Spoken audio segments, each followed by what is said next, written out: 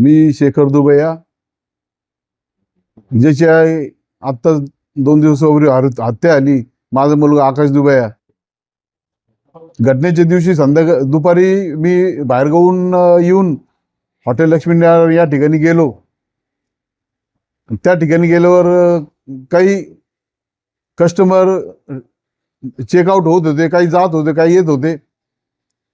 मी हॉटेलवर गेलो, चौकशी केली. त्या ठिकाणी आमच्या वेटरच्या माध्यमातून मला असं कळालं की आमचा वेटर रूम नंबर 105 मध्ये ज्यावेळेस ऑर्डर घेण्यासाठी बोलवलं आणि ऑर्डर घेत असताना त्या ठिकाणी त्याला दमदाटी शिवीगाळ झाली आणि तो तसाच खाली निघून आला. मला माझ्या वेटरने सांगितलं, मी त्याला विचारलं की तू यांना ओळखतो का? माझ्या वेटरने मला सांगितलं मी त्यांना ओळखतो, तो याच भागातले आणि ते सागर बेग आणि जे या गँगमध्ये काम करतात. मी त्या ठिकाणी घाबरून गेलो की इथं काही मोठा अपघात घडू शकतो, घटना घडू शकते. मी त्याच वेळेस मागच्या काळात काही सागर बेगचा याचा माझा संबंध आला, इलेक्शन काळामध्ये त्यांचा नंबर माझ्याकडे होता, म्हणून मी त्यांना फोन केला. अरे बाबा, हे कोण मुलं आहेत या हॉटेलमध्ये भांडणं मारामारी करण्याची शक्यता आहे. आणि त्याच वेळेस ते मुलं खाली आली आणि माझ्या मुलाला व मला त्यांनी डायरेक्ट मारायला सुरुवात केली. म्हणून मी त्यांना फोन केला. म्हणजे जर त्यांचे ते असतील, त्या गँगचे असतील, तर त्यांना इथून घेऊन जावं किंवा हे मिटवावं. कारण ही घटना घडू नये. आज माझ्या मुलाचा जीव गेलेला आहे. म्हणून मला त्याला कॉन्टॅक्ट करावं लागलं ना. साहजिकच आहे, कोणी पण व्यावसायिक हेच करणार.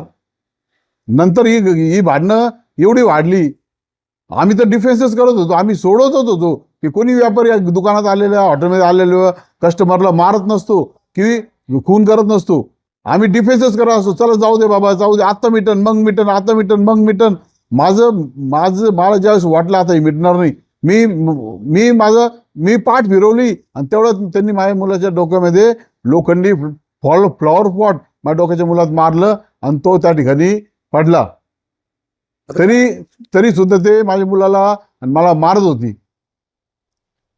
आज आपल्या डोळ्यासमोर आपल्या मुलाची हत्या झाली, काय आता नेमकी मागणी आहे पोलीस प्रशासनाकडे आपल्याला? माझ्या मुलाची माझ्या डोळे देखत हत्या झाली. उद्या या शहरामध्ये कोणत्याही नागरिकाची, सर्वसामान्य माणसाची ही परिस्थिती होऊ नये म्हणून माझी प्रशासनाला, मुख्यमंत्र्याला, उपमुख्यमंत्र्याला, पालकमंत्र्याला, आमदारांना, नगरसेवक सगळ्यांना, या सगळ्या लोकांना मागणी आहे की ह्यांना इन्काउंटरच करा. ह्याच्याशिवाय हे शहर शांत होणार नाही. ह्यांचं इन्काउंटरच झालं पाहिजे. आज आपण जे काही गुंड असतील यांचं तुम्ही इन्काउंटर करा, तरच भविष्यात 10-20 वर्ष या ठिकाणी सुखाने लोक राहतील. पुन्हा ही गुंडगिरी पुन्हा येणं होणार नाही. या ठिकाणी आपण काही गुंडांची नावं घेतात, त्यांच्या टोळ्या आहेत आणि या टोळ्या आहेत ते सगळे श्रीरामपूरला माहिती आहे, सर्वांना माहिती आहे.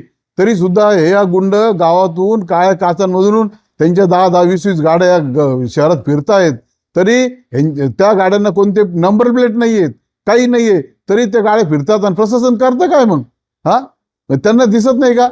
त्यांना बंदोबस्त करता येत नाही का? एवढी घटना घडल्यानंतर सुद्धा त्यांनी आमच्या कुटुंबाच्या लोकांना दमदाटी केली. थांब रे, माझ्या पुतण्याला त्यांनी दम दिला, थांब मी तुझा बेत बघतो म्हणे, बाहेर आल्यावर तू कसा जगतो आता. मग आम्ही कोणाच्या भरोश्यावर जगायचं? उद्या आमच्यावर हल्ला केला तर? त्याच्यासाठी प्रशासनाने माझी विनंती आहे की आम्हाला पोलीस प्रोटेक्शन मिळावं. या ठिकाणी माझ्या कुटुंबाला शांतपणे जगता यावं. मला पोलीस प्रोटेक्शन पाहिजे नाही. आणि सगळ्या शहरवासियांना माझी विनंती आहे, श्रीरामपूर शहर, श्रीरामपूर तालुका, आपल्याला 10-20 वर्ष अजून जगायचं असेल, राहायचं असेल, व्यवसाय करायचा असेल तर उद्याच्या बंदमध्ये सामील व्हा. अजून 2-4 दिवस बंद राहतील, पण आपण भविष्यात 10-20 वर्ष सुखी होऊ. बदला साध्या, मला साध्या, माझ्या मुलाला न्याय द्या, एवढीच विनंती करतो.